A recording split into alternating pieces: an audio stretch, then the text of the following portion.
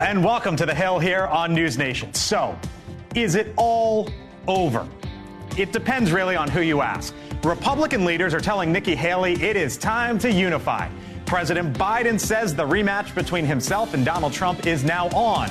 But Haley says she's not going anywhere anytime soon. So coming up, what comes next as the race for the White House, it sort of feels like, comes into focus. Plus, Trump and Biden battled for the endorsement of the UAW.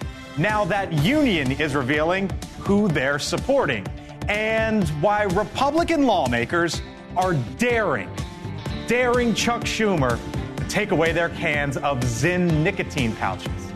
Thanks for being with us here on The Hill. I'm Blake Berman, joined today by Michael Singleton, Republican strategist, Julia Manchester, national political reporter for The Hill.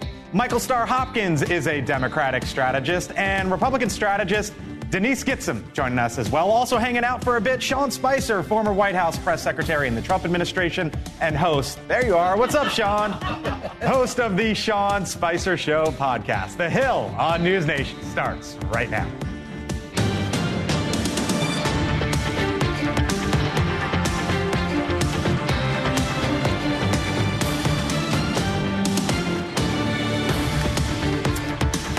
Come on in. Thanks for joining us. Thanks for being with us here on The Hill on NewsNation. So right off the top from The Hill, a look for a moment at the real world versus politics and where things stand right now in the 2024 presidential race. For example, in the business world in the recent days, companies like eBay, Macy's, and Wayfair all announced layoffs. It's a side effect of when companies either underperform, don't hit goals, or disruption occurs. Firings normally follow. In sports, for example, this upcoming weekend, we will see who advances to the Super Bowl. Now, in last year's AFC Championship game, the Cincinnati Bengals lost by 3 points. And star quarterback Joe Burrow immediately said after the game, quote, "It's a tough loss. We didn't make the plays we needed to win this game, and they did down the stretch." Now, compare Burrow to what we heard last night after Nikki Haley lost in New Hampshire, a state that she had been targeting for months, to Donald Trump by 11 points. Now, you've all heard the chatter among the political class. They're falling all over themselves, saying this race is over. Well, I have news for all of them. New Hampshire is first in the nation. It is not the last in the nation. This race is far from over. All right, so you've probably heard of the phrase Instagram versus reality. It's a phrase for really when you try to show all the positives versus dealing with the in-the-moment reality. So here's the question. Are we witnessing Haley's version of politics versus reality? Hello to you all. Thanks for being here. You like that? Look, the question is this over? Right? Like she's saying it's not, but she's got two big losses. It's so over, and I'm convinced within the next week or two, I think the donors are going to start to retract. They're going to say there isn't a path. It's time to get out. Let's look at this hypothetical here, guys. Let's say Nikki Haley does go on to South Carolina, Blake. Donald Trump is hit by 15 points. Then you fast forward to Super Tuesday, that's March 5th. Most of those states, the delegate apportionment rules are winner take most or winner take all. Donald Trump's team was very, very savvy in 2022 compared to 2016 when I was working for Dr. Carson's campaign. They have learned the rules of the game. Susie Wiles, incredibly talented. Brian Jack, who I worked with on Dr. Carson's campaign, another brilliant political mind.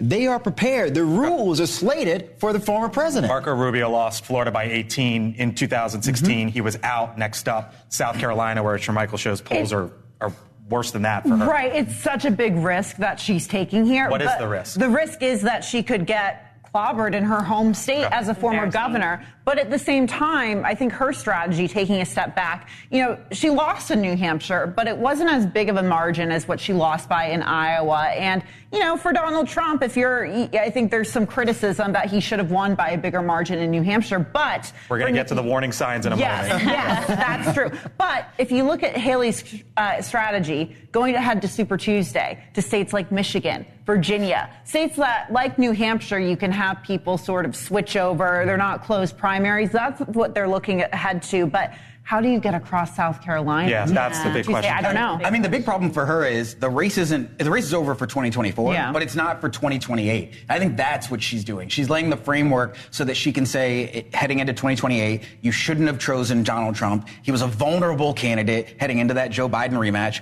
And now in 2028, when we have an open primary on both sides, she's the presumptive frontrunner. So are you in agreement here, Denise? Well, I can't tell someone here why they're wrong. Yeah, no, here's how I feel about it. I mean, look, we all know it's over. I can't say that you're wrong. Yeah. But what I do think is Donald Trump is itching to take your analogy a little further and look at her and say you're fired. That's what he's really looking to do. So we'll see. So here was Ronna McDaniel, the head of the RNC. She said, quote, I'm looking at the math and the path going forward, and I don't see it for Nikki Haley. We need to unite around our eventual nominee, which is going to be Donald Trump. Sean Spicer, come on in. You know Ronna McDaniel fairly well. You've been listening to some of this. Is there a path or none at all? There's not a path. There's not a sidewalk. There's not a dirt road. There's not a bike lane. There's nothing. Okay.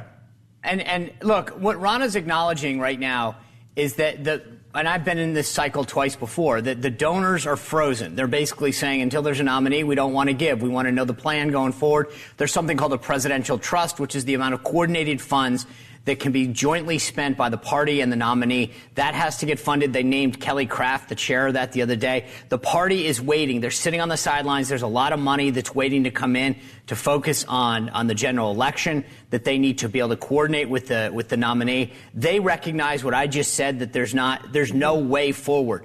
She's probably not going to get to South Carolina. So what's she doing? Thinks beyond. So, I think there's a couple things. Number one, remember, I've been doing this for 30 years. You have a lot of consultants around you. Those consultants don't get paid. They don't get their 10, their 15% if she goes bye-bye. So they're all saying, hey, can you stay in a little longer? I got school tuition to pay, right? They want her to stay in that race, number one. Number two, look, I think that the difference in this cycle than ever before is that people are telling her, what if something happens? What if that black swan event occurs? You want to be there rating, and it's not going to happen. Hey, Sean, bad on me because I cut you off on the wrong time, but real quick, I thought you were saying you don't think she makes it to South Carolina? No. There's not enough gas in the car. I mean, this is literally like a college road trip where they're like, we got 4 gallons of gas, $6, and a 6-pack of Coke. Do you think we can get there? And everyone's like, no, might as well try. Okay. All right, so you can make the case. Maybe it wasn't all great news for Donald Trump last night. He did win, though, and that's really all that matters. But a survey of primary voters by AP Votecast found some troubling signs for the former president. For example, 21% of Republicans say they will not support Trump if he is the GOP nominee. 1 in 5. 68% of independents say the exact same thing. Is that a flashing red siren there for your party? I mean, look, it's a warning sign, but the reality is the former president needs to win 2 states to get to 270. If he can regain Georgia and regain Pennsylvania, he becomes the president again. Now, you pointed out 68%, but there's also some other independents there that are saying, I'm not necessarily certain I want Joe Biden again. I think he's too old. I don't like the way he's handled the economy. I don't like the way he's handling immigration. If Donald Trump can maintain the same electoral count from 2020, and just add, I would argue, Blake, at least 15 to 20% cushion in those 2 states that I've added, he wins. Well, that's the question, is how big he can expand, right? He can't really expand his base is the problem. Yeah, he's made it to a point where he's hit a ceiling. Biden, on the other hand, has room to improve, especially among African Americans. That's going to be the number that everyone. Or he could go the other way on African Americans. He could. African Americans could stand up, but Trump. Right. Well, if you look in 2016, Trump had 8% of the African American vote. He had 12% in 2020 and still lost. Biden, I think, has room to improve among African. Yeah, but in that 32% of independents, if you look at some polls from Pew, from Gallup, you have about 15 to 16% that are saying they're open to voting for Trump, and we can't dismiss those numbers. Flashing red light or no? Yeah, I mean, it is a flashing red light because it does show him the path forward is that he has to speak to a broader audience. And I think he does that most effectively when he stays away from the identity politics and all the sort of bombastic talk and focuses on the 2 issues that got him over the finish line, the economy and immigration. Sean, and that's true for everybody. Sean, when you see those numbers, I wonder what you make of them. I know from the beginning you've sort of not necessarily picked a candidate, right? You just want the Republican nominee to cross the finish line and get back in the White House. So when you see those numbers, how concerned are you? None. I will sleep soundly tonight knowing that Donald Trump will. Because here's the deal. I mean, Jermichael touched on this. There are 8 states that total 97 electoral votes. Independents are not some monolithic vote. Most of them actually have identified as a Republican or Democrat in the past, just not joining the party. Take a state like Michigan. Donald Trump won it by 0.22% of a point, 10,703 votes. 15 electoral votes in Michigan. Biden has a major problem because of the Hamas-Israeli war there. That's a problem there, not only there, but in Georgia. Then you look at Arizona, where immigration is a problem. Over and over again, those 8 states have individual problems that will divvy up those 97 electoral votes that'll put Donald Trump back in the White House easily. So here was Ron DeSantis on Tuesday. As we know, he got out of the race, backed Donald Trump, and now is saying, you know what, maybe there are some concerns. Watch. But Iowa showed there's big warning signs. And when I have people come up to me who voted for Reagan in 76 and have been conservative their whole life, say that they don't want to vote for Trump again, that's a problem. So he's got to figure out a way to solve that. Julia, you think he's onto something there? I think he is onto something. Julia finished, but Sean, come on in. Yeah, no, that being said, when we talk about the independent voters and, pulling from New Hampshire, I don't think New Hampshire is necessarily the best way to judge the voters of Arizona, Michigan, the independent voters there. New Hampshire is just such a special case. Sean, I'll give you the last word here.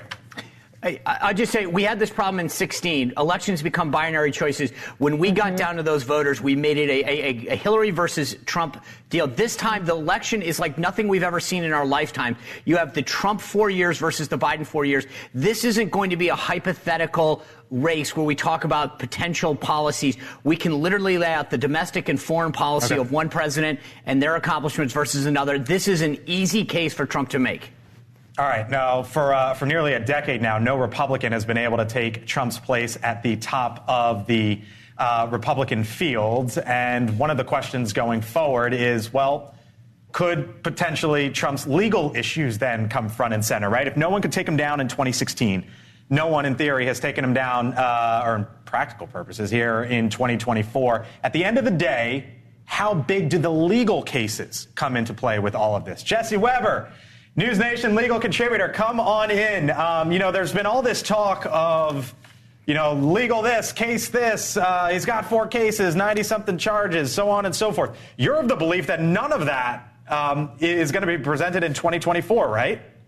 Well, nothing I've seen so far has seemed to affect his poll numbers. Look, the most direct challenge, of course, is the 14th Amendment challenge. And actually, to just add it to your prior conversation, I think that's one of the reasons why Nikki Haley hasn't jumped out of the race. She was curious to see how the Supreme Court's going to rule. Now, to be clear about this, I don't think this is going anywhere. Why do I think this is not going anywhere? And what I'm talking about is the idea that Trump is ineligible to be on the ballot because he's an insurrectionist under the 14th Amendment. I think the Supreme Court is going to do everything in their way to make sure they do not usurp the power, the rights of the voters to choose who they want. But even more than that, there are some intense legal challenges here in terms of what is the language of the 14th Amendment. Does it apply to the presidency? There's due process concerns. There's the issue of that, shouldn't it be Congress who decides if the president is ineligible, not a state government, not a court. And I think these are serious issues, particularly since the Colorado Supreme Court, you had 3 dissenting democratically appointed justices who disagreed with that decision. So I don't believe that the criminal cases will affect Donald Trump. Remember, he can be convicted and still be the president.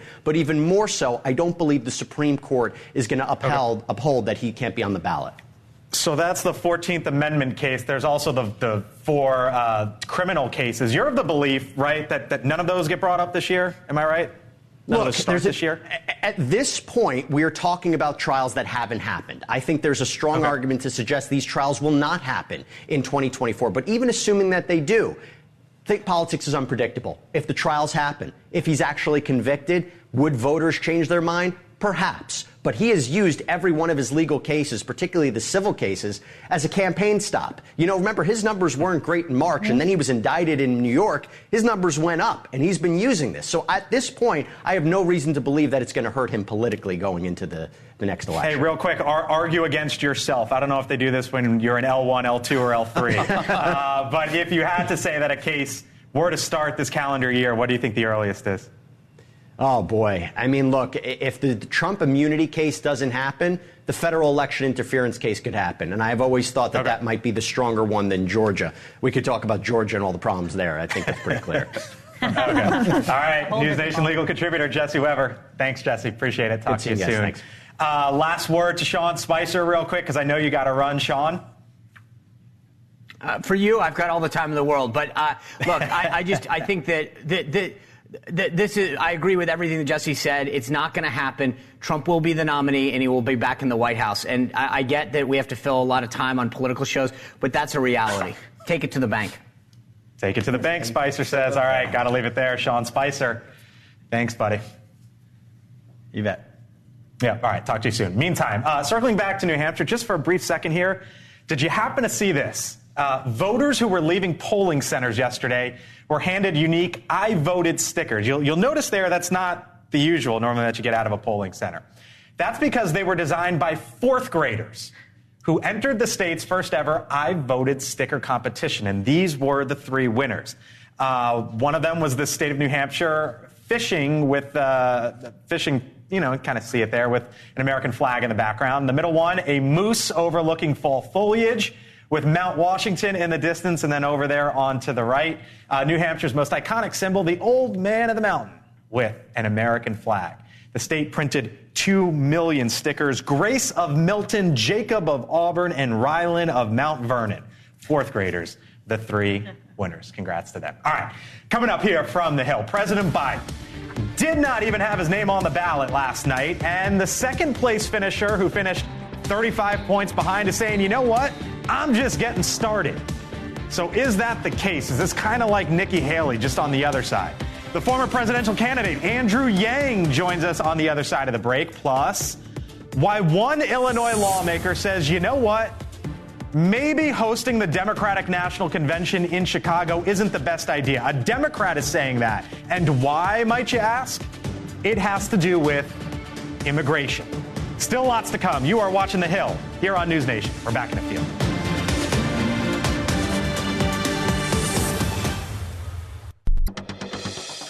All right, welcome back to The Hill. So President Biden today got a bit of welcome news, the endorsement of a key union, the UAW. Worker people are going to get their fair share. You've earned it. You fought for it, and you deserve it. So today I want to say to all of you, thank you. The UAW, of course, the United Auto Workers Union. It comes as Biden's reelection campaign is now saying it believes that Donald Trump will be the Republican nominee. So the general campaign rematch, they say, is now on. Joining us now, former 2020 Democratic presidential candidate Andrew Yang, who is a supporter of Congressman Dean Phillips, who is challenging, as you might know, the incumbent for the Democratic nomination. Thanks for being with us here on the Hill. First time, I believe, Andrew Yang. We appreciate it. So you're supporting Congressman Phillips. He lost last night by 35. President Biden didn't even try to attempt to win that state. Wasn't on the ballot. Why do you think that Dean Phillips should continue on? Well, the DNC spent $1.5 million in New Hampshire, so don't let them fool you into thinking that they weren't trying. There are literally 0 Democratic delegates assigned as of right now, and the American people are hungry for an alternative. Whichever party can upgrade from its 80-year-old is going to win in November. And right now, Joe Biden is on track to lose to Donald Trump, and it pains me to say that as someone who is no Trump fan and supported Joe in 2020. But Joe is down by 8 in Michigan and Georgia, both states he won in 2020 that he's going to need this time. He's down 3 or 4 in national polls. A generic Why Democrat. do you think he's on track to lose? I hear you cite the polls, but what's the underlying reason, in your view? Certainly the economy, immigration are high on people's list. But fundamentally, I think Joe is failing the George Washington test of being a statesman and not a politician. He said he was going to be a bridge to the next generation in 2020. That's exactly what we need him to be right now. That a lot of Americans sense that he's not doing the right thing by running for re-election. I'm in that camp. I'm grateful that Dean Phillips is running to give us all an alternative. And I think Dean Phillips is a much stronger candidate against Donald Trump in the general, and polling bears that out. Here was Dean Phillips today. And it sort of goes back, Andrew, to the conversation that we had about Nikki Haley. He wrote this. He said, quote, "I built businesses and brands and studied the best successes in marketing history. Never known one that generated 20% market share in just 10 weeks as we did last evening. We are just getting started." Still, though, he lost by 35. I can see how you can argue both sides of the coin here, but at the end of the day, he lost by 35. How can you make the case that he's just getting started? Well, he's running against an incumbent who had every person from the party that had an elected position on the other side of it. And getting 20% in 10 weeks is stunningly impressive. We're going to head on to South Carolina and Michigan. Again, no delegates have even been chosen yet. And the fact is, if Democrats and independents get a look at Dean and say, wait a minute, this guy could actually be our nominee as opposed to the 81-year-old that makes me nervous anytime I see him out and about, that I'm afraid is going to lose to Donald Trump. Dean's going to do better and better. Most Americans have never heard of Dean Phillips as of this interview. You know, and that's the fun thing about this stuff, Blake, is that Dean is brand new on the scene. He's at 20% in New Hampshire. And if he can just keep on climbing from there, you're going to see a real change in dynamics over at the DNC. I hear you mention now several times the president's age, and we know this is a big issue on both sides of the aisle. Does he have the mental sharpness to serve effectively as president? Only 28% say that's the case for President Biden. Nancy Pelosi was just interviewed and was asked about Donald Trump mixing up Pelosi for Nikki Haley in the recent days. I want you to listen to the answer that Nancy Pelosi just gave, and I'll get your reaction on the other side. First of all, he has a cognitive disorder. It wasn't that he just had a slip of the tongue of using a name one time for another. Anybody can do that. But he was making a case. She says Donald Trump has a cognitive disorder. Do you agree with her? And do you think it's the same for President Biden? I just think we have to take a step back and say it is ridiculous and terrible that in a country of 330 million, we're going to be choosing between these two octogenarians, and we're having conversations about which of them has a cognitive disorder and which one of them doesn't. We deserve better. We deserve to have leaders who are actually laser focused on solving our problems and bringing people together. Dean Phillips is the second most bipartisan member of Congress, but he's 55 years old. You know, like that's what I'm talking about. Like someone who can just get out of bed and kick some butt. I'm just curious if you agree with Nancy Pelosi or not there. I am no Trump fan. I think a Trump sequel would be a disaster. It's why I'm so eager to upgrade the Democratic nominee to Dean Phillips. Dean24.com. Let's go. All right, we'll leave it there. Andrew Yang, thanks for joining us here on The Hill. Appreciate the time and hope you come on back. Of course. Thanks for having me. You got it. You were shaking your head throughout. Yeah, I mean, what Andrew just did, and let me say, I have worked with Andrew during the last presidential election. I like him. But what he did was intellectually dishonest and factually incorrect. How so? The idea that we shouldn't support President Biden because he's 81, that's not the issue. It's not that he's 81. It's that there are questions about whether he would be healthy enough in a second term. But comparing Donald Trump and President Biden are two very different comparisons. And to make them seem like the equivalent, you have a guy who's indicted multiple times. You don't think there's Americans who are concerned about his health now, yet alone this second term? I absolutely do. But Dean Phillips isn't the answer. This rich guy who nobody knows. Joe Biden's rich. Joe Biden's not independently wealthy. He's not poor, Mike. Yeah, but you're talking about a scion of ice cream versus Joe Biden. But compared to most people in this country, Joe Biden is rich. Okay, that's fair. Fine. But the issue here is Dean Phillips is not the answer against Donald Trump. That's not, does anyone but that's your position. So you're just got to argue on behalf of the person. That's admirable. But to say that it's intellectually dishonest to say that Biden has a cognitive issue, no chance against. That's not honest. But Joe Biden doesn't have a chance against Donald Trump. He's up 7 in Pennsylvania right now. Where is he? He's down in Georgia. He's down in Michigan. He was never supposed to win Georgia in the first place. I mean, this idea that Georgia is this Democratic. So what about Michigan? He's going to have a hard time in Michigan. He is. The war. You've said that consistently. That's your biggest concern, right? It is mine because I've talked to Muslim American friends, family members, and they really talk about how the Israeli conflict has had a really strong reaction for them. And so I think Michigan's going to be a problem. Michigan polling average, if we can show it real quick, I believe it shows the averages right now. Donald Trump up by 3, give or take, in that state. Got to leave it there for the moment. Julia, you're going to have a lot to talk about as a national political reporter for the Hill. Like you're just sitting back here listening to this. I'm just listening to that. I'm just like, my hair is full of secrets. Take your notes for your next column. All right, coming up. Would you look at this image right here on your screen? Take a look at it here. What do you see? I want you to think about that for a moment, and we are going to discuss on the other side of the break and share why Texas's governor felt the need to send that picture out right there. Plus, a top Democrat calling for a federal crackdown on Zyn. They're nicotine patches that you put in your mouth as an alternative to traditional tobacco products. The White House not touching this at all today. They were asked about it, and they basically said, nope, not going to talk about this one. So what's it all about? And why are Republicans saying, come take it from me? That's when The Hill on NewsNation returns.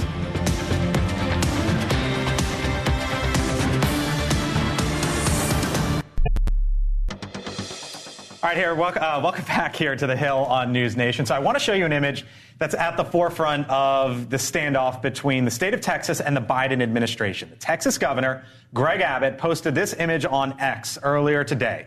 Right side of the screen, you can see it. Border agents laying down more razor wire. This is in Eagle Pass, Texas. It comes on the heels of a Supreme Court ruling giving Border Patrol the right to cut down that wire. So now the governor is letting it be known, if you can cut it down, we will put more back up. So when you look at that photo right there, what do you see? One simple word, Blake, and that's security.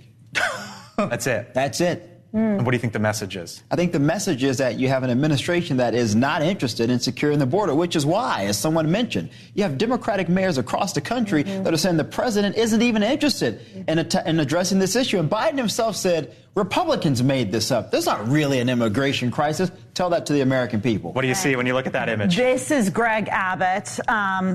Definitely projecting strength. I mean, or in a way, he's doing this, trying to seem hardline on the border. It matches with what he's done before with busing and flying migrants. I'm not shocked at this. I'm actually kind of surprised we haven't seen it sooner. What do you see? Some of the best messaging for party lines that I've seen in a long time. Really? Republicans have dominated on immigration in a way that Democrats have taken single issue in abortion. It's impressive. What do you see? I see superimpose the words from the LMO. Come and take it. That's exactly what I see. And you know why this is so good for Republicans is that we can finally force this message through every image that we have, through every example that we have of the abject failure of this administration to do anything to curb the migrant crisis, much less acknowledge, right, what's going on there. And this is precisely why these images are the things that are going to cause Latinos, especially naturalized Latinos, who now favor President Trump over President Biden on his immigration policy by 57%. He's winning. By the way, Greg Abbott said Texas's razor wire is an effective deterrent against the illegal border crossings encouraged by Biden's open border policies. We continue to deploy this razor wire to repel illegal immigration.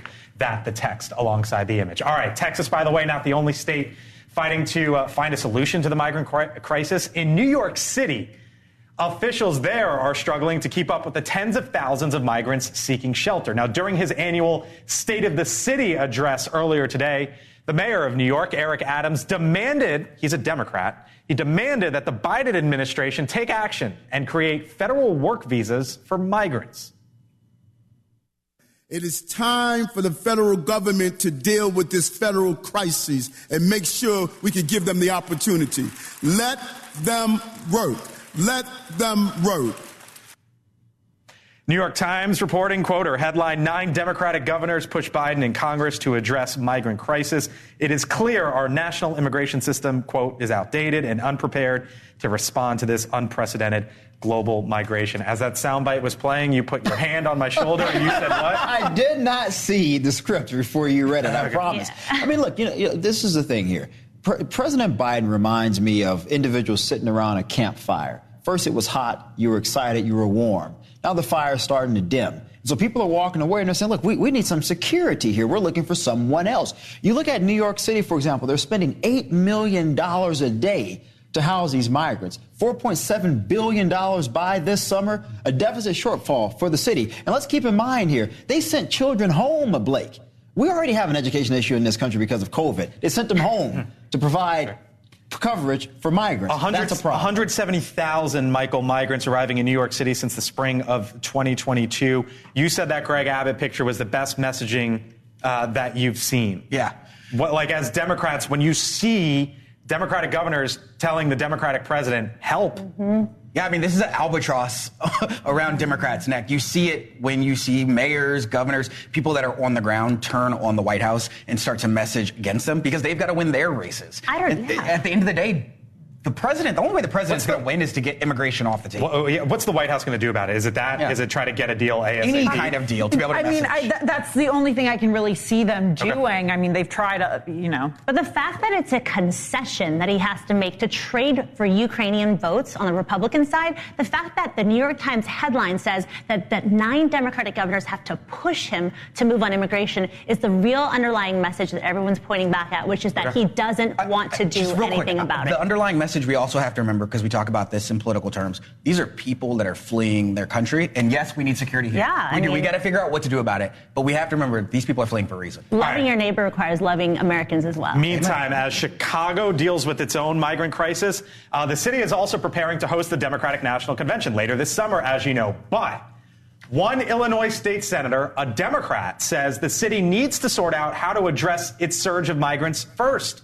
In a new op-ed, Cam Bucker writes the following. He says, quote, "If we don't have the resources to be welcoming to the people who are already here and our new arrivals, then there is no way we can even think about being welcoming in August to the Democratic Party." He's basically saying we cannot have the DNC, Julia, in our backyard if this is going on. Absolutely. And Republicans have constantly for years used Chicago as, when talking about immigration, crime. Exactly. Crime's really the big one. So, I think he has a point because, it's going to be easy for Republicans to, I think we were talking about this before, take pictures, take footage of what's happening in Chicago and say, juxtapose it to the buses coming in and everything else. Exactly. And I believe the Republicans are holding their convention in Milwaukee, which is interesting. Chicago is the big metropolis. Milwaukee, sort of the city of the working class. The DNC was supposed to be in Milwaukee before, so it's going to be interesting there too. Right. Which goes to show you the Democratic Party, Blake, has become the party of the elite,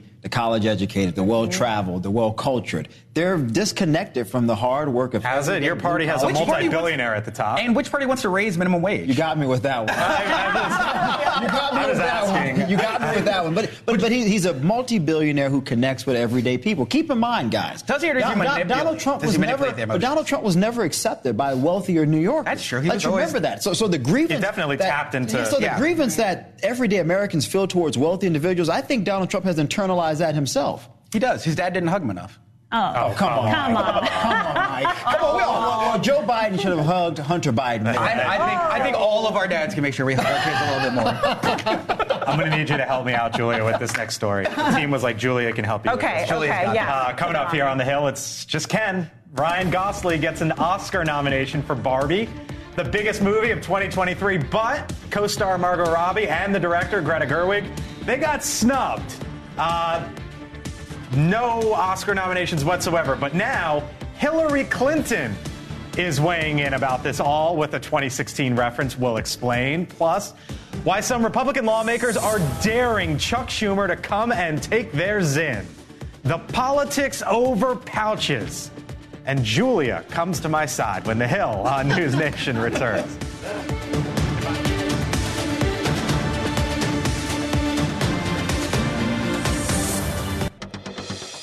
All right, this one's fascinating on a lot of levels. Have you ever heard of the popular nicotine pouch Zin? It's that right there, an alternative to smoking, vaping, and dip without tobacco. Well, the New York Democratic Senate Majority Leader, Chuck Schumer, the top Democrat in the Senate, is on the attack against Zin. He is warning parents that Zin targets kids with ads. He wants the Federal Trade Commission and the Food and Drug Administration to investigate Zin marketing and health effects. Now, there has been some blowback quickly, especially from some Republicans. For example, the North Carolina Senator Tom Tillis, image on the left, Congressman Richard Hudson, image on the right, both quipped, "Come and take it." You can see Tom Tillis says, "Come and take it, Chuck." What about this, Denise?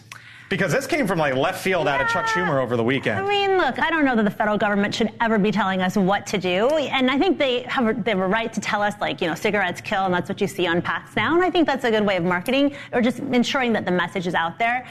What bothers me is that Democrats have suddenly gone after this Zyn thing, which I had to look up. I didn't even know what it was. When we have already proven that menthol cigarettes are killing 45,000, specifically African Americans, a year. We have all this proof. Why are we not focusing on the things that have been proven to kill people, kill Americans, and take lives, and focusing instead on something that doesn't? You bring up menthol. The Trump administration would not touch a menthol ban. The Biden administration has been punting it, and it has to do for many reasons with politics. It does. It has to do with African American voters, making sure you're not criminalizing behavior that then will increase the likelihood that African Americans will have interactions with police. Let me say with this, dipping's gross. Don't do it. It's pretty simple. Like, it's just gross. It's not cute. Well, this is supposed to help with it.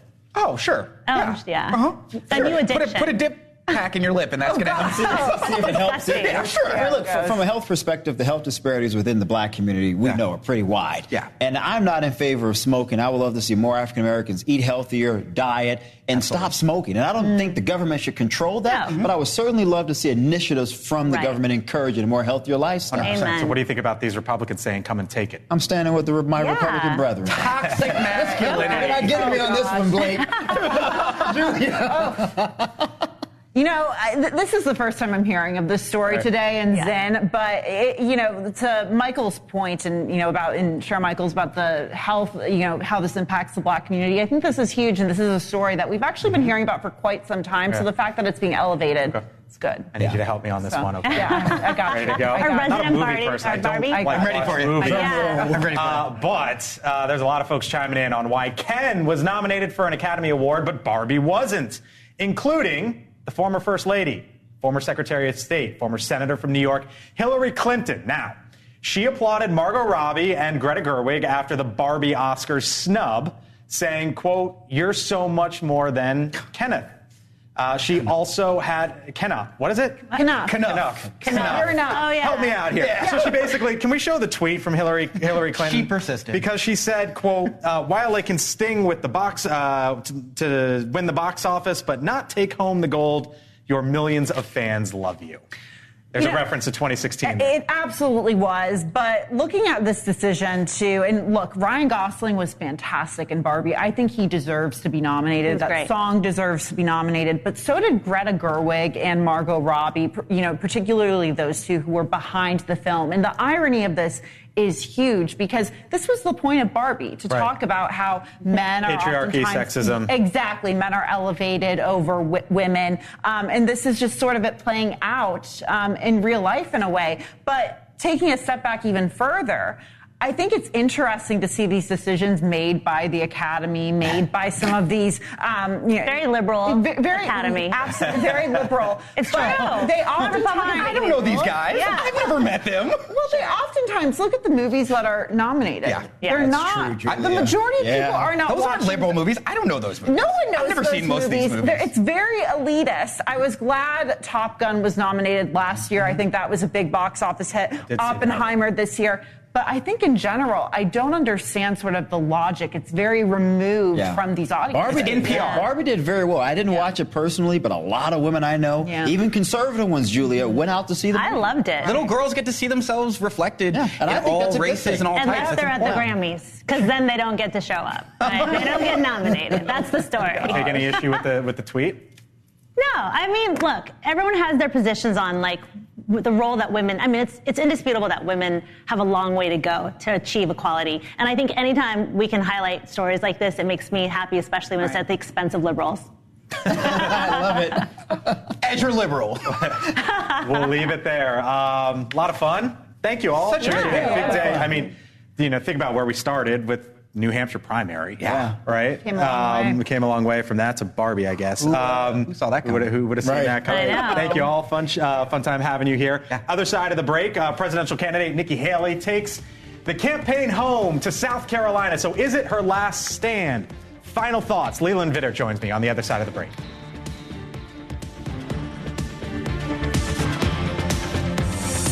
special guest, Bill O'Reilly on Cuomo. The one and only. TV's liveliest, most honest debate. If you disagree with me, you're not even listening to what I'm saying. Tonight at 8, 7 Central. It's good to see you, big man. Only on NewsNation. All right, welcome back to The Hill here on NewsNation. And you are looking live right now, North Charleston, South Carolina, where in moments from now you see the American flags, the South Carolina flag there as well. The former ambassador, former governor from that state, Nikki Haley, will hold her first campaign rally since yesterday's New Hampshire primary. Makes sense. Happened last night. Haley is facing an uphill battle in next month's primary, to say the least. Polling shows her down, 25-30 or so. On Balance host, Leland Vitter. How was New Hampshire? You know, it's interesting. A lot warmer than Iowa. When you know it was cold in Iowa. When you're in New Hampshire, you go, this is balmy. This is great. Hey, look, I thought it was really interesting you guys put that live shot up back. I think we can put it back up. Yeah. You know what strikes me is how much more this looks like a presidential rally. You've been on the trail a lot, and you sort of see these campaigns kind of go from sort of rink-a-dink, for lack of a better term, and now all of a sudden this is the big leagues. Yeah, you go from the diner to the school gymnasium or whatever. Yeah, you're right. That looks like you could sort of plug in any sort of candidate, which I guess is what Nikki Haley wants, right? To say, look, I'm on the big stage. It's one-on-one. But we've seen the head of the RNC come out and say we need to unify. President Biden and his campaign have said, the general, here we are. So what do you think she's doing here? One of two things happens to Nikki Haley that she's thinking about. Number one is that there's some interesting part of the electorate that all of a sudden comes out in states like Michigan. It's not going to happen in South Carolina, but a state like Michigan, your home, where you went to school. Other states where you have independent voters that can vote in Republican primaries, the open primaries, and they come out, and all of a sudden she wins a couple of states. Yeah. Maybe she wins Utah, where Donald Trump's not that popular. Things all of a sudden do get interesting at that point when Donald Trump has been beaten in a certain number of states. Once the king has been proven that he can be beaten and taken out, then that means something. Number two, look, there's no reason, there's nothing forcing her out.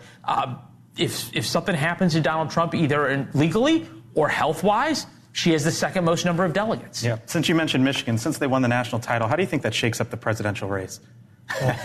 Ron Johnson. I'm trying to think blue, gold, okay. Ron Johnson coming up on your show. Interestingly enough, there's a big new warning out from the United Kingdom about World War III and Russia. And Russia said something to the effect in the recent days. Yeah, they've said a few things, and then the United Kingdom's chairman of the Joint Chiefs said that the citizen army needs to be called to be prepared for a land war in the UK.